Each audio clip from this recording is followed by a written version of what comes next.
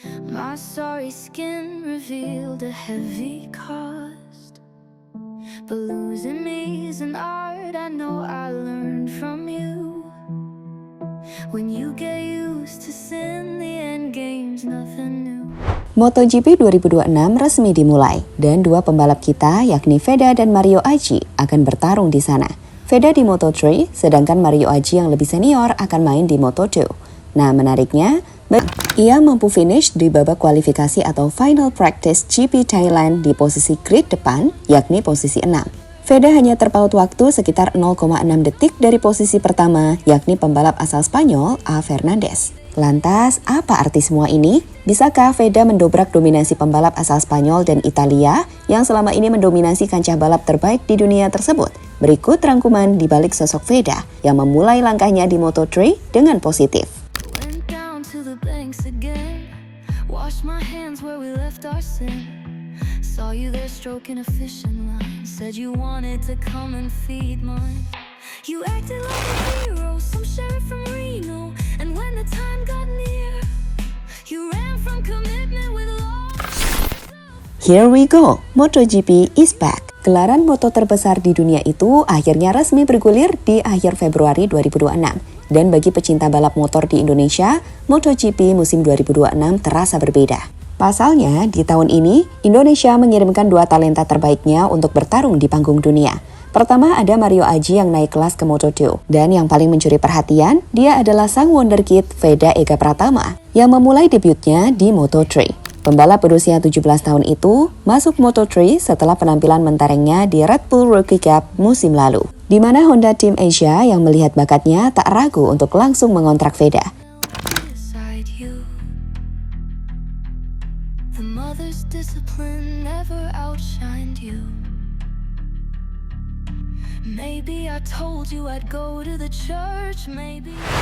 Mendapatkan kepercayaan besar, Veda sendiri tak mau menyia-nyiakan hal tersebut.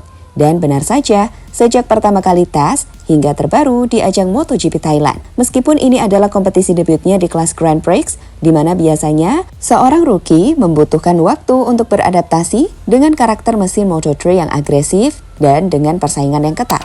Namun Veda seolah menolak teori tersebut. Tampil di GP Thailand, Veda menunjukkan kematangan yang melampaui usianya. Seolah-olah ia adalah pembalap veteran yang sudah bertahun-tahun melahap aspal Buriram. Lihatlah bagaimana ia melesat melewati rider lain dengan fantastis, di mana akhirnya pada sesi kualifikasi atau final practice, Veda secara mengejutkan berhasil mengamankan posisi grid ke-6 dari total 26 pembalap Moto3.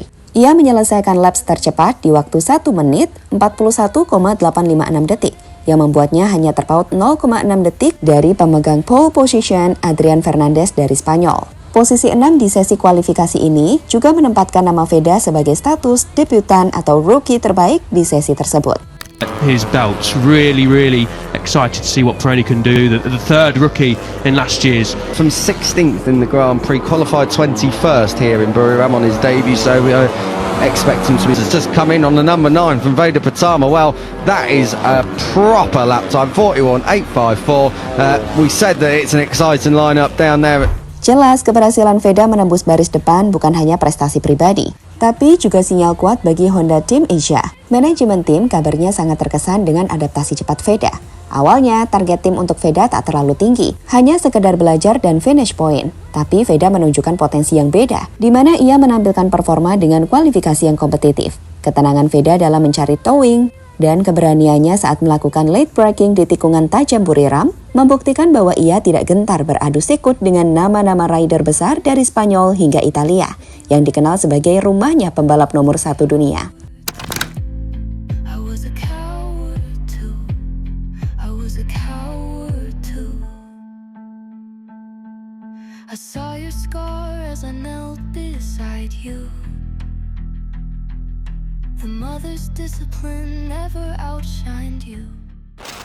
Mampukah Veda mendobrak dominasi Spanyol dan Italia?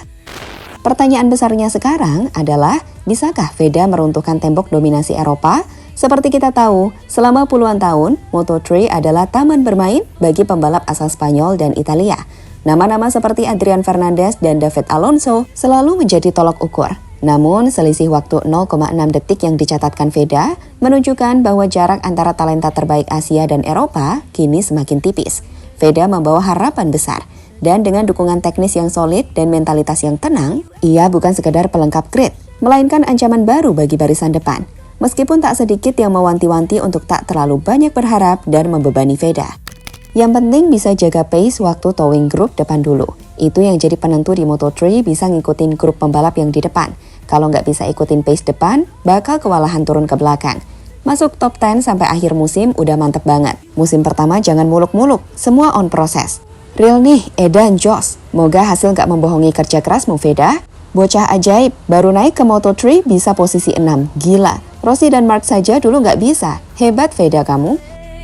And all the black-eyed Casper around my feet tell me they shared the same defeat. Did you find yourself?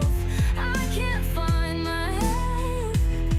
Don't make me doubt what I... Ya, sekali lagi ini adalah langkah yang positif. Start dari posisi 6, artinya Veda akan memulai balapan di baris kedua, yang memberinya peluang besar untuk masuk ke grup depan sejak lap pertama. Meski tentu, race day akan lebih menentukan, di mana perjalanan masih panjang dan balapan sesungguhnya baru akan dimulai saat lampu hijau padam. 1 to 2 and on. And when the hangman call and they grease up my neck to keep me spry. Race day Minggu 1 Maret 2026 adalah hari yang akan menjadi tanggal bagi Veda untuk menulis sejarah menjalani debut race MotoGP. Bertempat di sirkuit Chang International Buriram yang memiliki panjang sirkuit sekitar 4,5 km. Balapan sendiri akan menempuh total 19 laps. Dengan Veda harus menjaga konsistensi performa bannya sepanjang kurang lebih 86,5 km perjalanan balap. Oh iya, balapan sendiri akan dimulai pada pukul 12 waktu Indonesia Barat dan kalian bisa menyaksikannya secara langsung di Trans 7, Video, atau Vision Plus. Di Thailand sendiri, dengan lintasan lurus panjang, tim telah menginstruksikan Veda untuk cerdik memanfaatkan slipstream atau towing dari pembalap senior seperti Adrian Fernandez atau David Munoz guna menghemat mesin dan menjaga kecepatan puncak. So, kita tunggu saja aksi Veda besok siang. Across the flame. And all the black-eyed Casper around my feet tell me they shared the same defeat. Did you find yourself? I can't find... Kini seluruh mata pecinta balap tanah air akan tertuju pada aspal Buriram. Apakah posisi ke-6 di kualifikasi ini akan menjadi podium pertama bagi sang bocah ajaib dari Gunung Kidul? Ataukah ini menjadi babak awal dari proses panjang Veda menaklukkan kerasnya dunia Grand Prix? Apapun hasilnya nanti, satu hal yang pasti, Veda Ega Pratama telah membuktikan bahwa bendera merah putih bukan sekedar penghias di daftar peserta. Ia datang untuk bertarung, ia datang untuk menantang dominasi, dan ia datang untuk membawa nama Indonesia ke level yang lebih tinggi.